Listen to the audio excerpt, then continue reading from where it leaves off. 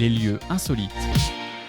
Ce matin, comme convenu, nous sommes avec Aurélie. Aurélie fait son grand retour, elle était bien malade et maintenant elle a la joie de vivre comme on la connaît. Salut Aurélie. Salut à tous, salut Guillaume. J'espère que tu vas bien.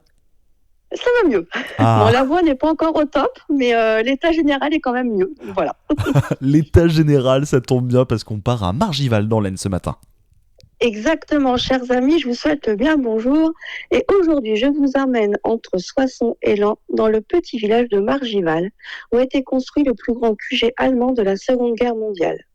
Avant toute chose, je tiens à préciser dès le début de ma chronique que les bénévoles qui font vivre le site ne font en aucun cas l'apologie du régime allemand de cette période, mais s'efforcent d'entretenir non sans mal ce lieu. Petit aparté, la précédente page de l'association s'est vue fermée par les modérateurs suite à un grand nombre de signalements reçus, les membres de l'association ayant trop cité le nom d'un tristement célèbre Adolf H.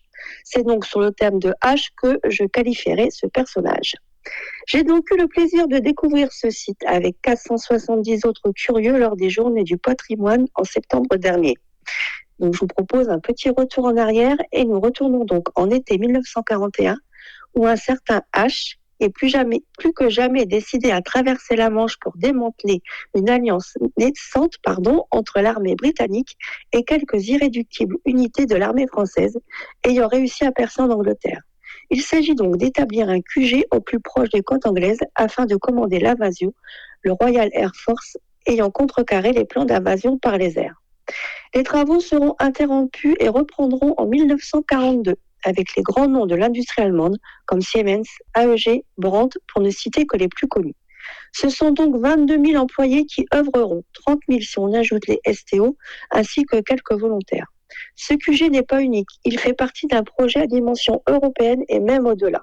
Il y avait donc Margival en France, Burly de Pêche en Belgique, Eiffel en RFA, Rastenburg en Prusse orientale et Vinnitza en URSS. Deux autres sont restés dans l'état de projet en Italie et en Norvège. Ce lieu fut nommé par Hitler lui-même la Waldschlutz, le ravin du loup.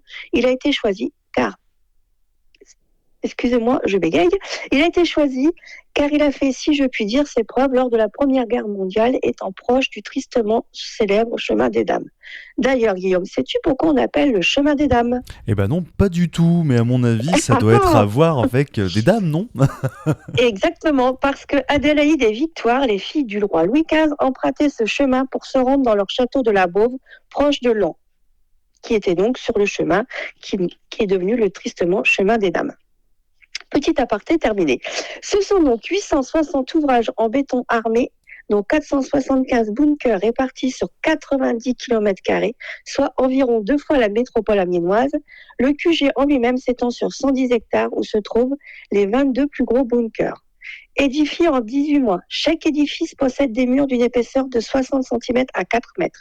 Afin de construire uniformément, toutes les constructions ont été érigées simultanément, c'est-à-dire que tous les matériaux sont livrés par lot et montés en même temps.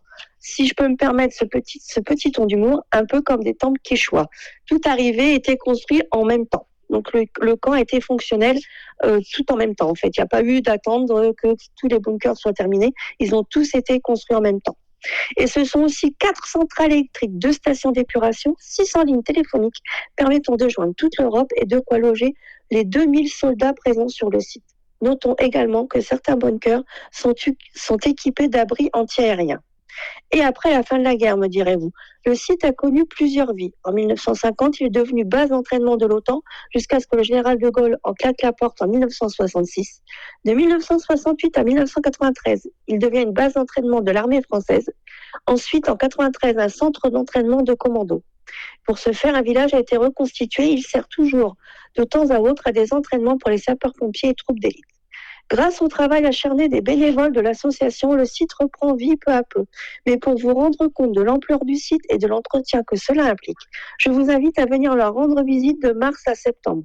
Tous les renseignements nécessaires pour préparer votre venue sont sur leur page Facebook, le Ravin du Loup.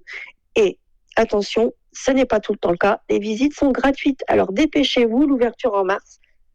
Et pour vous, pardon. Oui, l'ouverture en mars est pour nous toutes et tous, en tout cas, le ravin du Loup à Margival. Nous avons fait un petit détour dans l'Aisne, dans les lieux insolites d'Aurélie. En tout cas, tu nous as présenté aussi pas mal de photos. Est-ce qu'on peut les mettre sur la page de Quoi de neuf Beauvais Dimanche? Oui, oui, bien sûr, sans problème.